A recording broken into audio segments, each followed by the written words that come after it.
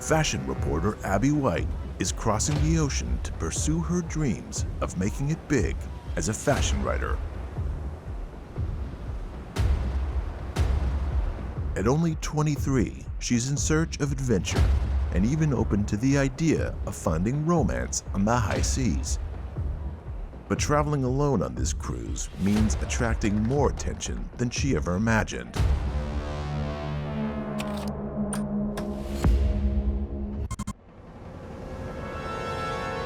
In the end, her cruise toward a career-changing cover story is more than she imagined.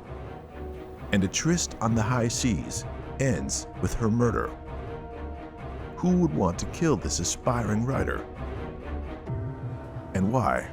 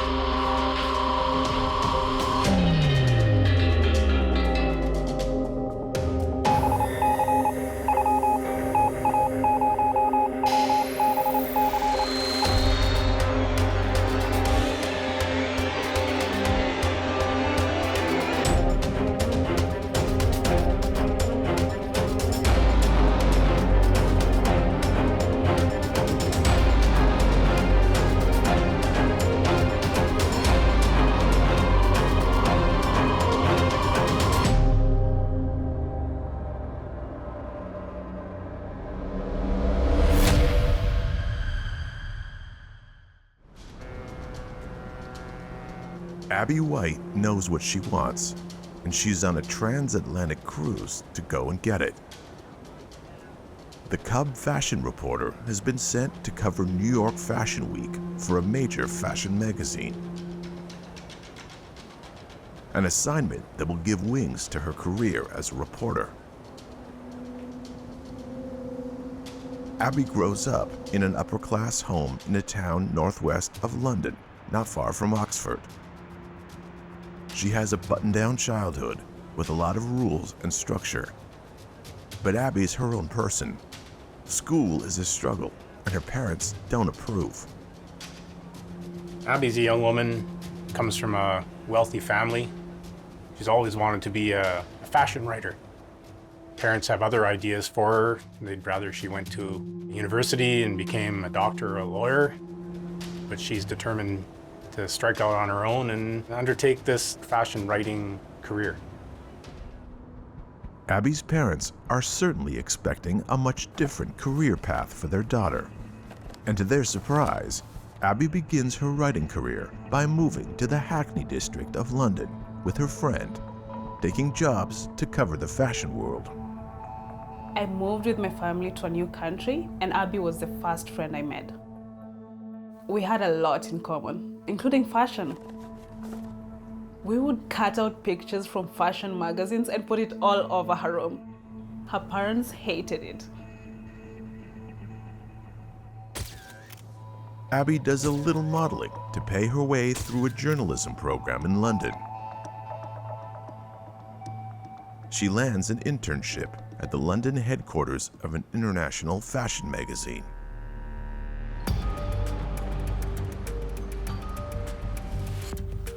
She always talked about fashion. She wanted to be part of it in some way, even though she knew that it would never please her parents. But she always said that she believed in happy endings and that it will all work out in the end. Abby really wanted it all. She wanted a fairy tale romance, and she wanted an amazing career in fashion. But if she had to choose, it will always be fashion first. After years of hustling her way to the top, Abby gets her big break when the magazine needs someone to cover New York Fashion Week.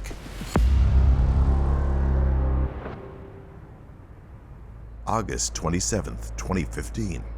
Abby departs on a week-long transatlantic cruise, which will get her to New York in time for her assignment. Abby and her friend Liv are certain her career is about to shove off, and it won't be long before Abby finds her story in the person of James Egerton. International banker James Egerton is also traveling alone on this cruise. After a successful run at the craps table, Abby and James spend some time together. Abby texted me when she was in the cruise that she met someone. Not just anyone, but the one. Of course, Abby would meet him on the cruise. The next night, Abby and James are seen together at a lounge around 8 p.m. Eyewitnesses say they behave like a couple.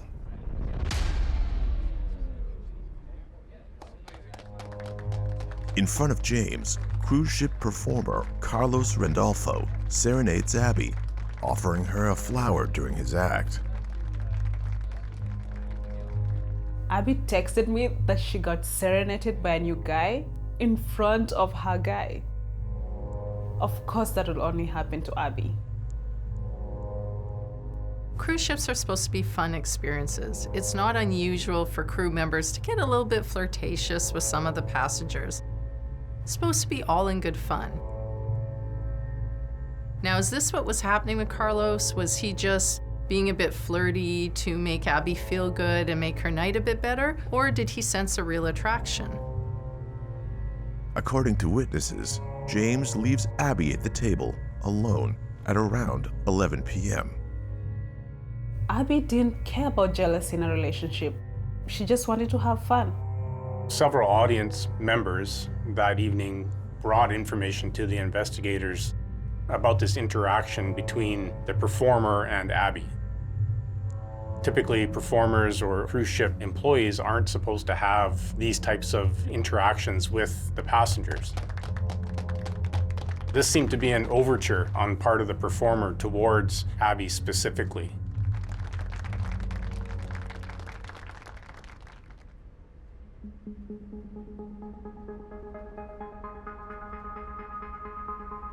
Carlos catches up to Abby after the show and begs her to see him the next day, showering Abby with compliments and waxing poetic in an attempt to woo her.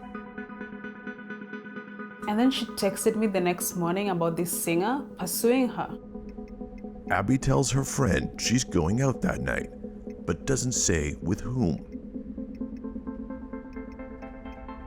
Abby plans to dance the night away, she says.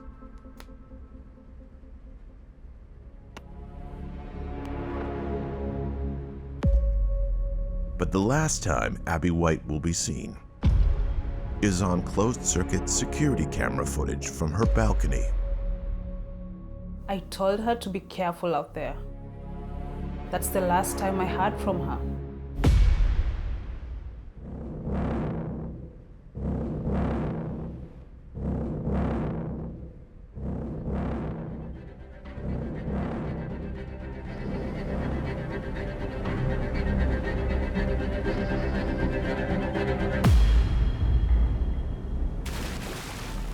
Someone has thrown Abby White into the icy waters of the Atlantic.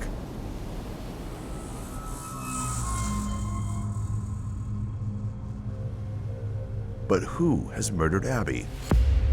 And why? I wish Abby would have listened to me. You have to be so aware of everything and everyone out there.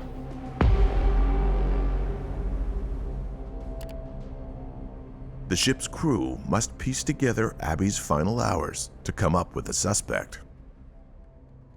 At first, the investigators think that this is all a twisted love triangle. But as they start to review the evidence, they get quite a shock. Things aren't what they seem.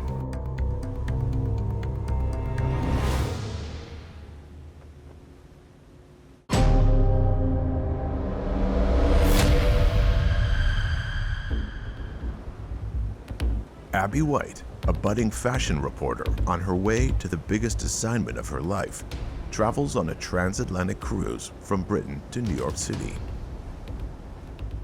Abby's in search of a little fun and romance on the high seas. The 23-year-old has the attention of a number of men aboard the ship. But Abby has been murdered. Could one of these men be responsible for Abby's death? Or is someone else to blame?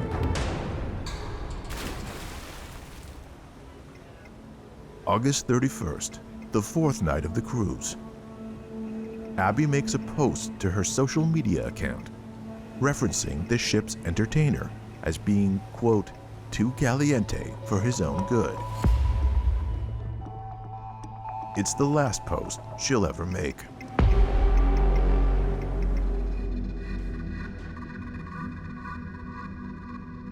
As long as we can determine that the post came from the person in question, which is often a difficult thing to do, social media posts can act like a personal diary, especially when a person posts on a regular basis and then suddenly it stops.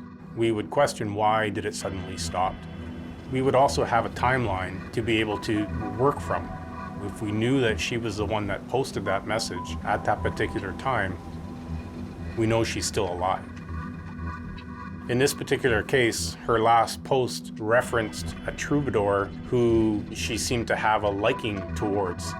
We suspect it might be this performer on the ship.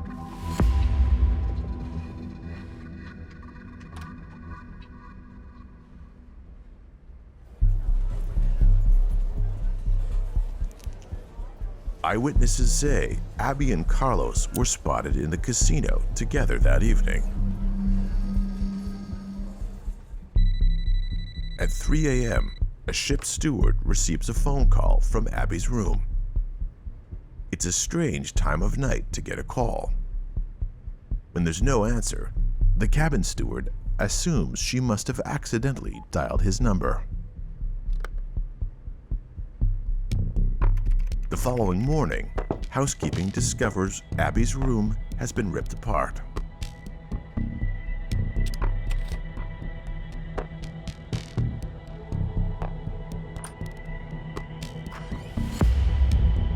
I can only imagine what a cruise ship cleaning staff has to deal with on a day-to-day basis. Some of the things they see must be out of a horror movie. But this is way beyond that.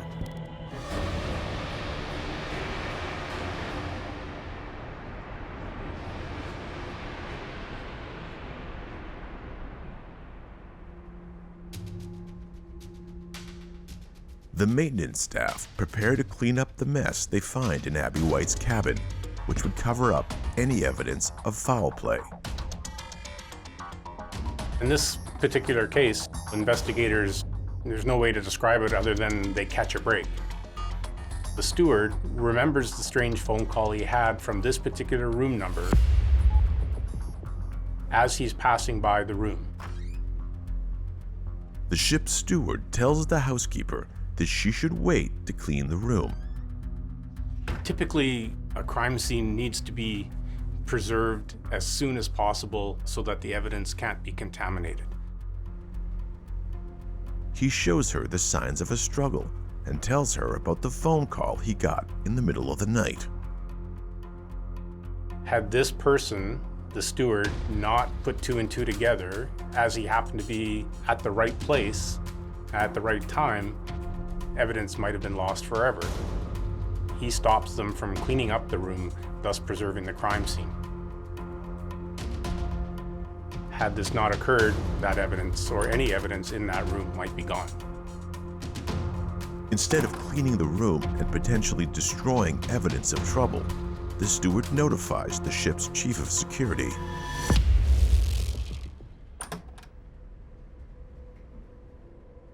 When the fact that somebody might be missing is brought to the attention of the crew, then typically the captain or whoever is in charge at the time will make efforts to call for that person over the ship's loudhailer, asking for that specific person to present themselves to help locate them.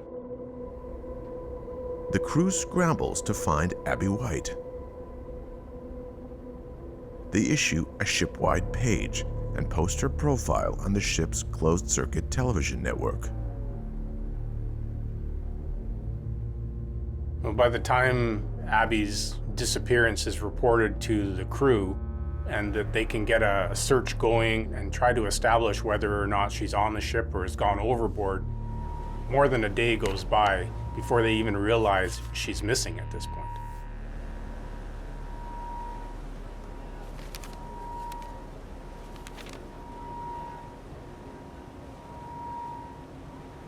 Many eyewitnesses come forward.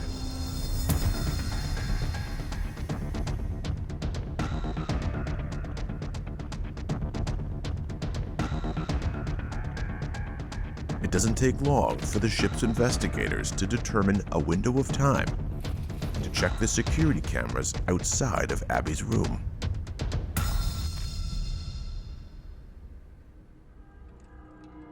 Statistically, the victim of a crime is more likely to suffer at the hands of somebody they're acquainted with or know in some capacity, as opposed to being the victim of some random act where there's no connection whatsoever with the perpetrator. Before they even get a chance to conduct a review of the security footage, James enters to provide them with the identity of the prime suspect, the ship's performer, Carlos Randolfo. James is pointing out to investigators that Carlos is the prime suspect is really pure speculation. And it's based on the fact that James didn't like Carlos's overture towards Abby during the performance the other night. James has just as much of a connection to Abby, if not more, than Carlos does. Cruise ship employees have a lot of rules, especially when it comes to interacting with the staff. What's appropriate, what's not. However, Carlos isn't staff. He's a performer. He's got a lot more free time and a lot more flexibility in his schedule. Of course, he did break the rules by going after Abby White, but did he break the law? Often as investigators, we find the person responsible will pick somebody to try to deflect blame and send investigators down a different path in the hopes that they'll get away with it.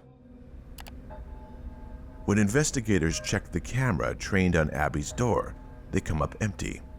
The camera isn't functional. But there's a second camera recording movements outside of Abby's cabin. It's the balcony camera, installed for safety in case a passenger falls overboard. Fearing the worst, they comb through hours of footage, trying to find any clues about what happened to Abby. Video from the ship's surveillance system shows that Abby was in fact thrown overboard.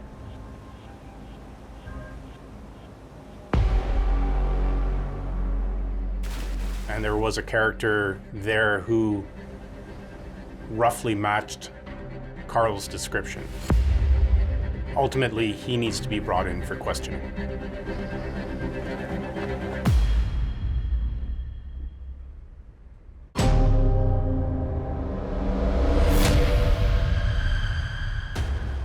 Young fashion reporter Abby White is thrown overboard by an unknown assailant captured by the ship's security cameras. Witness after witness comes forward, piecing together a story that implicates ship's performer, Carlos Randolfo. Carlos is on the second week of a 4-week contract as a performer on the transatlantic cruise. The ship's investigators hear from several eyewitnesses that Carlos approaches Abby repeatedly over a 2-day period. Carlos flirts with Abby at a lounge where James Egerton has taken Abby on a date.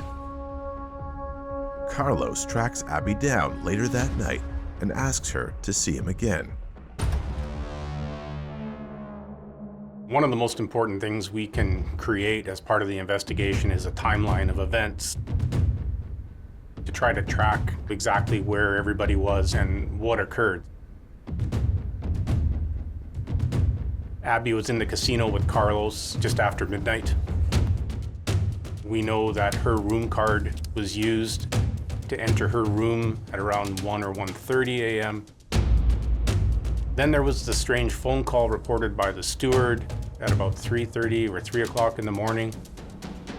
And then finally, we have the timestamp on the video where Abby is seen being thrown overboard. So we're able to establish what's occurred between midnight and 4:30 odd in the morning. Investigators conduct a search on the room key belonging to Carlos Randolfo. So an electronic key card or an access card is something that would be given to a passenger. It's registered to them. There's an electronic tracking of everywhere on the ship that that card would be used, and it's stored in the computer system on the ship. So it would know if a door is left open for any period of time. It would know when a door is open, when it was closed. Wouldn't tell you necessarily who went through the door, just that that particular card was used to open it. They discover it's used to enter his room just before 5 a.m., minutes after Abby is thrown overboard. Abby was up for an adventure, and I think that's why she agreed to see the singer Carlos. Well, as an investigator, the primary thing is motive. You want to know why a particular event takes place, and the best way, or one of the best ways to find out why something takes place, is to look at everything leading up to that moment. Who was in play? What was in play? Where were they when certain things were done or said? So that timeline is critical to an investigator. The security staff go to Carlos's cabin to bring him in. But what they discover there is an unexpected twist. Lita Randolfo is on the trip with Carlos.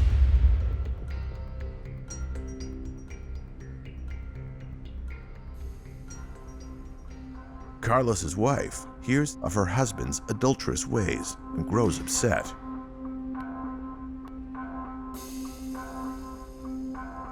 But Carlos Randolfo offers a startling new story to investigators and his wife. Carlos says he has an alibi. As a result of the interview with Carlos, he provided an alibi to investigators. He wasn't in his room at the time Abby was thrown overboard. But he was with someone else, a woman he knew only as Tiffany. Just because Carlos may be capable of having an adulterous affair doesn't mean that he's capable of murder. The police are going to need a lot more evidence to pin this on him, whether or not he looks suspicious. Or they could just wait and see what justice his wife has in store. So this now presents investigators with a list of almost 2,000 people, those being the people on the boat at the time, as potential suspects.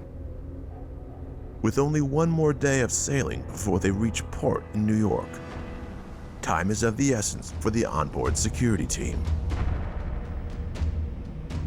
Ship security detains Carlos until his alibi checks out. And just to cover their bases, they detain James Egerton as well, who had also been seen with Abby. Investigators would conduct a background check on people who are their immediate suspects, and in this particular case, James, who's in this relationship with Abby, is somebody that they would look into.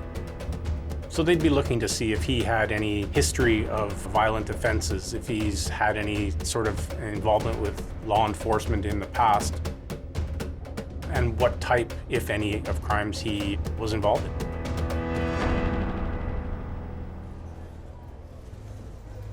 Born in London, but living in Switzerland and Manhattan, James is a young, successful international banker with a high profile in financial circles, coming to New York for annual meetings and time at his second home. He's a bachelor with a busy life and little time for fun or relationships. He's a frequent passenger on board this transatlantic cruise due to his fear of flying. James professes his innocence and even offers to hire private investigators to assist in finding out who killed Abby. If Randolfo's alibi checks out, investigators have come up empty in their search for suspects. Perhaps they're after a complete stranger who attacked Abby in the night. Sometimes we look at these occurrences and we consider relationships and intimate partners as being involved. But the other side of it is that it could have been just a random occurrence. It could have been a crime of opportunity. Somebody saw something in Abby that they wanted or didn't like and reacted in that moment, resulting in Abby's going overboard. In that particular case, it's a much more difficult situation to solve. Keeping 2,000 people on the ship any longer could cause an international incident, something they definitely do not want. The clock is ticking, and they've only got a certain amount of time left to find the murderer. In short, they've got a day to solve this murder.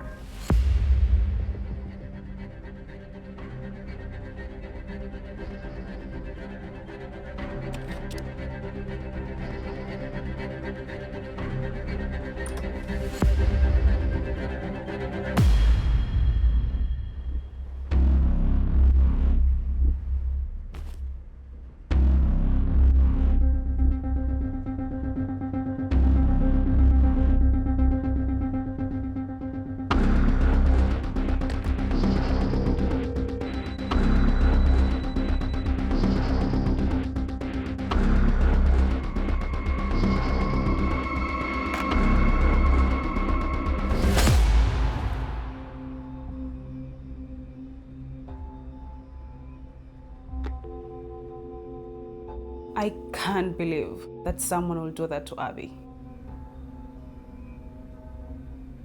For investigators, the trail of evidence has come to an end in the murder of Abby White. But they still must track down Abby's killer before the ship reaches its final destination.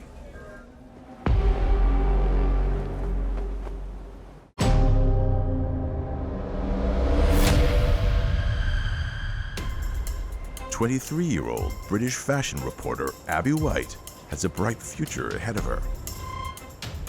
In August of 2015, Abby takes a transatlantic cruise from the United Kingdom to New York City, searching for new experiences. The only daughter of well-to-do English parents, Abby struggles in school but works her way through it to become a cub reporter for a major international fashion magazine. And now she has the assignment that will send her career into the stratosphere. On the other end of this cruise is New York Fashion Week. But all those plans are thrown overboard in the blink of an eye.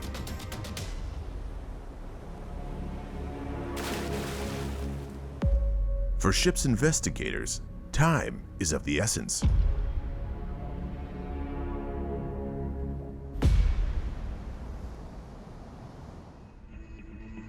Cameras aren't typically located in hallways where they give you a good view of who's coming and going from each cabin, mostly to protect the privacy of the passengers on board. So in this particular case where we have a really disturbed or messy cabin, it's potentially a crime scene, but we don't know what evidence is there at this point. It's potentially an indication that there was signs of a struggle.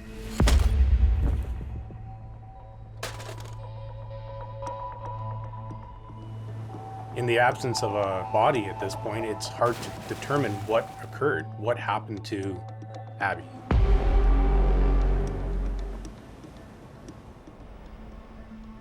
The clock is ticking. When the ship docks, the entire dynamic of the investigation will change. The crew is in a very difficult position right now, along with the captain and the investigators. If they keep everyone on board, people are already starting to get really upset. They're going to have an incident in their hands. On the other hand, if they let everyone go, there's a chance the murderer could escape, and they may never get that person back. Investigators go over the case against Carlos Randolfo one more time. This could be a crime of passion. Rejection, jealousy, these are very common reasons why murders occur. People's emotions get out of hand. It's often used as a defense. A crime of passion lessens the time that people spend in jail. If it's proven that they acted in the heat of emotion, it's almost like a temporary insanity defense, that they weren't thinking clearly, that it wasn't premeditated. This could have been the case with Carlos. Perhaps he made an advance on Abby and he was rejected and acted out of hurt and/or rage. It doesn't make sense that someone who didn't try to hide his feelings for Abby would plan a premeditated murder. Maybe things get out of hand quickly and his desire turns violent when he doesn't get what he wants.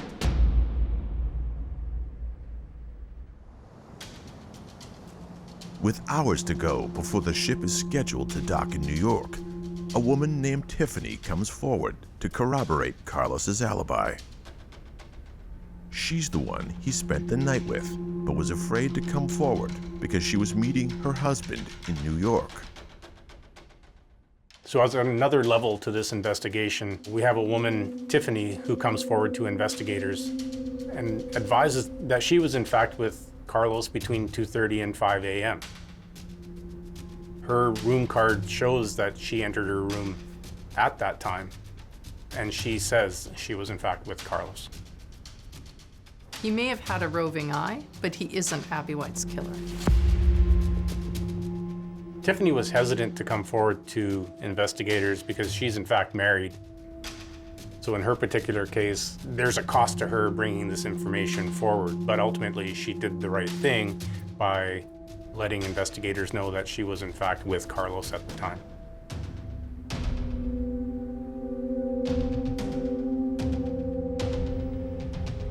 Did James Egerton kill Abby White? Investigators have one final chance to pin the murder on James before it's too late.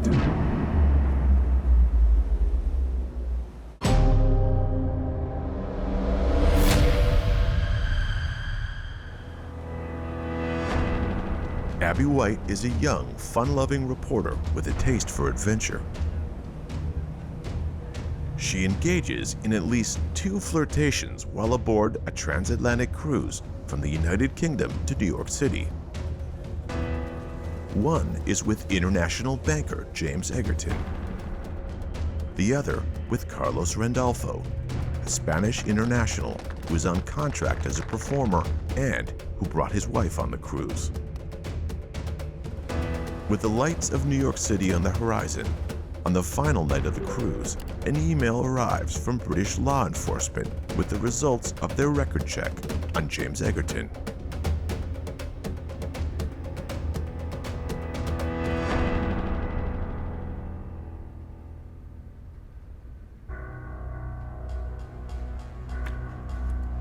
MI5, which is the British National Investigative Service, relayed information to investigators about James. He doesn't in fact have a criminal record, but is currently under investigation for a number of sexual assaults. The charges, however, were dropped when the victims refused to come forward and testify. Investigators hammer at James with this new piece of evidence, trying to force a confession. As they interrogate him one last time, they happen to notice that he has 2 long scratches on his forearm. They manage to get him to hold still long enough to see that he was obviously involved in some kind of a struggle. Finally, James Egerton breaks. James says he sees Abby at the casino that night and waits for Carlos to leave her. which happens around 2. Once James knows Abby's room number, he approaches.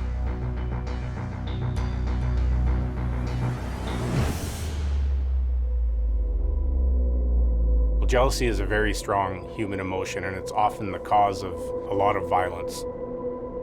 It's a very, very strong motive in a lot of crimes. It seems that James has an established pattern where he will enter into a relationship with someone, seems quite normal, but then very quickly that relationship turns violent.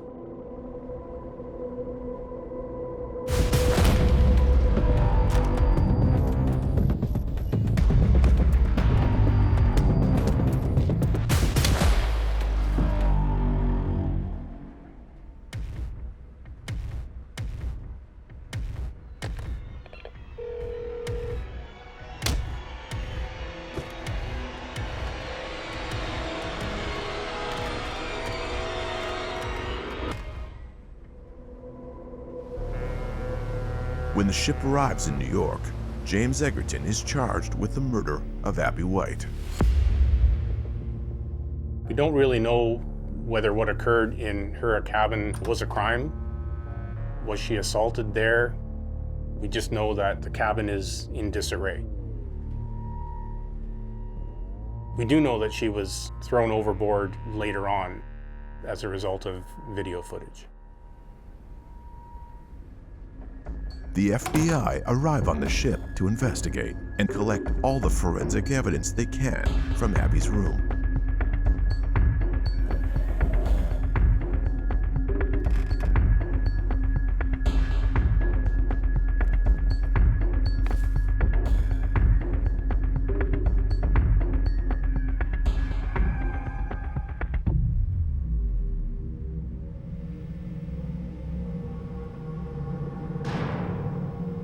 James admits to having sex with Abby, but says her mouth fills with foam while they're together, and she suddenly becomes unconscious.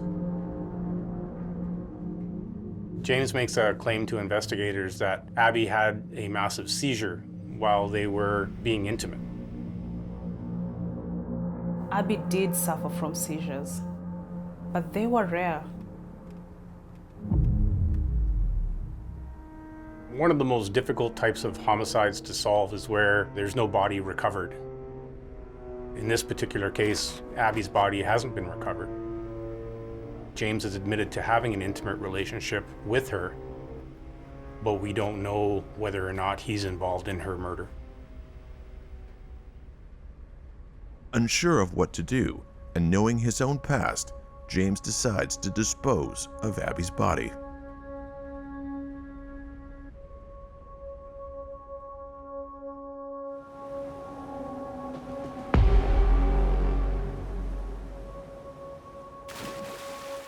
In the absence of a body, you don't know, did she die of a seizure? Did she die of a heart attack? Was she in fact murdered? Without any other forensic evidence available, there's no way to prove that she was in fact murdered. Will a court convict James Egerton of murdering Abby, or will it find that Abby died of natural causes?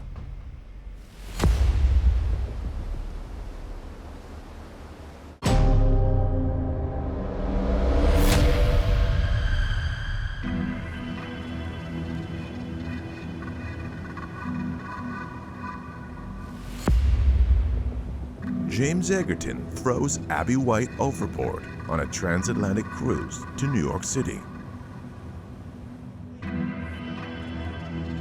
James says she died while they were having sex. He panicked and threw her dead body overboard.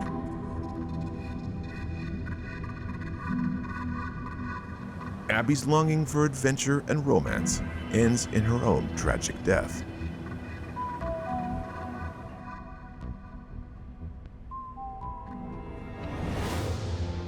James Egerton, international banker, frequent cruise ship traveler, with 3 prior charges of sexual assault, all dropped before getting to court.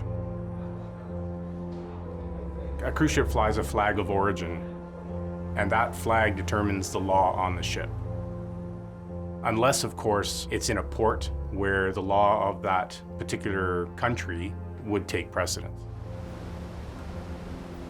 Since this is an American-owned vessel, any crime committed on board is subject to American laws. So even though the accused is a British citizen, the case is still tried in an American court. James admits to having sexual relations with Abby the night she's thrown overboard, but claims she had a seizure and died of natural causes. You can suffer injuries as a result of having that type of seizure. It can be a result of a medical issue, it can be a result of a head injury or other traumatic injury to your body. I guess there are a number of ways that you can suffer such a seizure. Even with evidence that he, in fact, threw the body overboard, if she died of a seizure prior to it, he didn't kill her. He may be improperly disposed of a body. So you couldn't charge him with homicide, you could charge him with something different. That's the difficulty that you run into in the absence of human remains. A jury finds James Egerton guilty of second-degree murder, despite Abby's body being lost at sea. Second-degree murder refers to the fact that there was intent to kill, but it wasn't pre-planned. It was intentional homicide that occurred in the spur of the moment.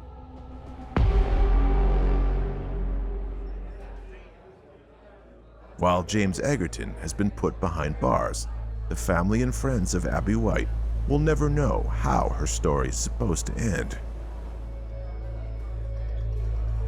I was relieved when James was thrown into jail, but it still doesn't bring my friend back.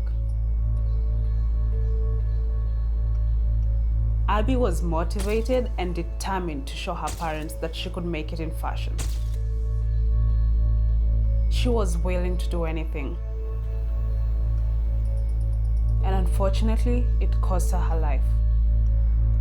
This is a case that really brings to life that old adage, the truth is stranger than fiction. But until we get some other proof, that's how the story ends. It remains a mystery to this day.